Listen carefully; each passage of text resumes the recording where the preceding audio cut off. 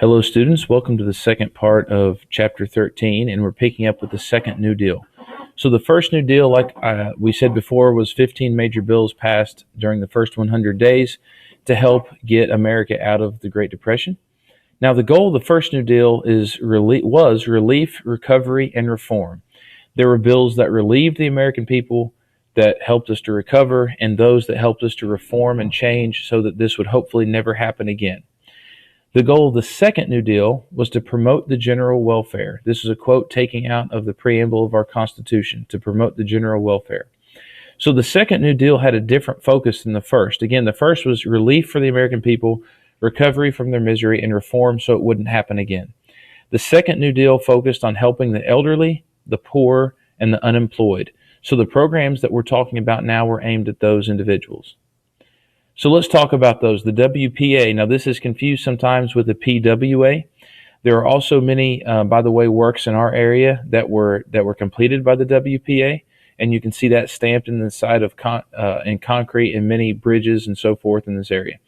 But the WPA, Works Progress Administration, built highways, harbors, and irrigation projects. Again, outdoor infrastructure improvement projects. This was all part of an economic concept that's known as pump priming. If you have ever mowed grass and used a push mower or some type of mower with a small engine, there's a little knob that you can push on the side of it to pump a little bit of gasoline in the engine before you start it, about the size of a thimble. This is what we were doing to our economy. We were pump priming it. We were putting a little bit of money into the economy to try to get it going, the same way that you would a small gasoline engine. So pump priming is spending money that you don't really have in order to stimulate the economy. Now, this was advocated by a very, very important and respected economist.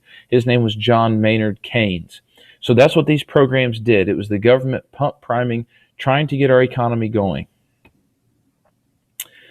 Probably the most famous and the most popular and the most enduring of the New Deal programs is the Social Security Act. Okay, this provided a government retirement plan for workers. This, of course, is still around today.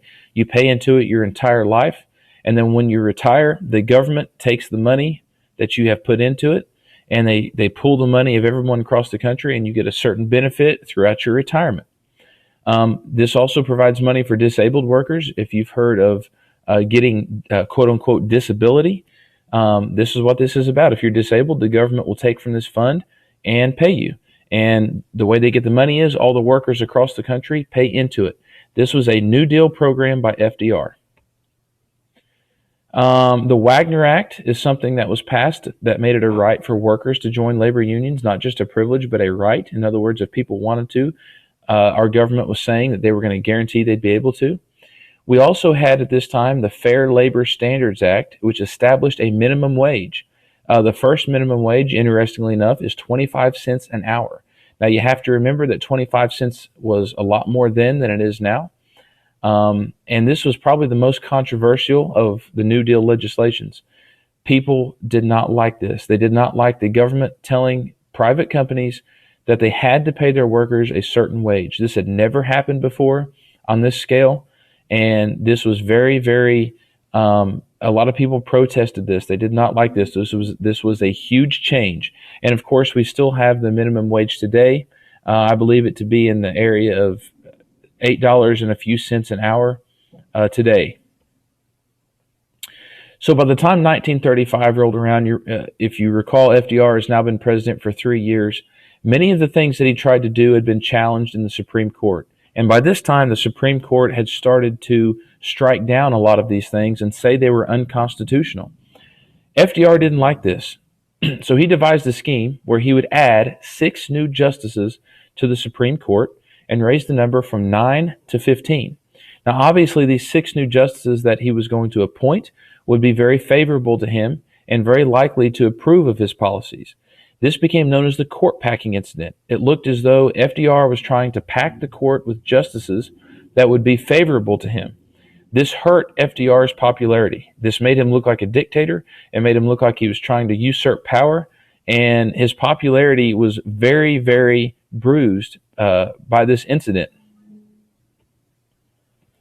At this time, we're going to talk about FDR's wife, Eleanor Roosevelt. This was the first lady to get heavily involved in politics. Eleanor Roosevelt took a very active role in politics. This had never been done by a first lady before. Some things that she did was that she toured the country. She wrote newspaper articles. She gave interviews. She gave speeches promoting the things that she wanted to work for, promoting women's rights and also promoting FDR's programs. The New Deal Coalition is something that was given to a group of legislators that FDR had basically banded together in order to pass New Deal legislation in Congress.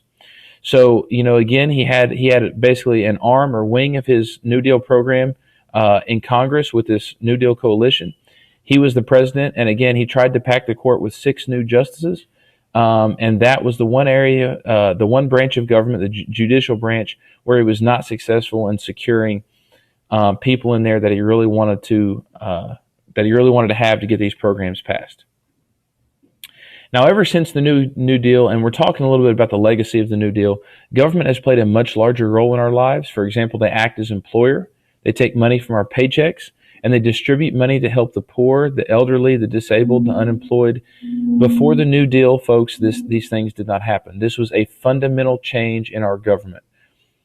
It made us essentially one of the welfare states of the world. And a welfare state is a government that assumes responsibility for providing care for its citizens on a day-to-day basis. Now, a lot of people associate the word welfare with Social Security today. This isn't necessarily always the case, but since the New Deal, our government became a government that helped the people in their day-to-day life.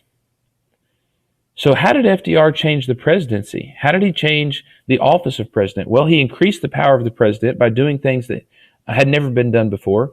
One example being trying to pack the court. He started advertising using the media, if you think of the fireside chats we discussed.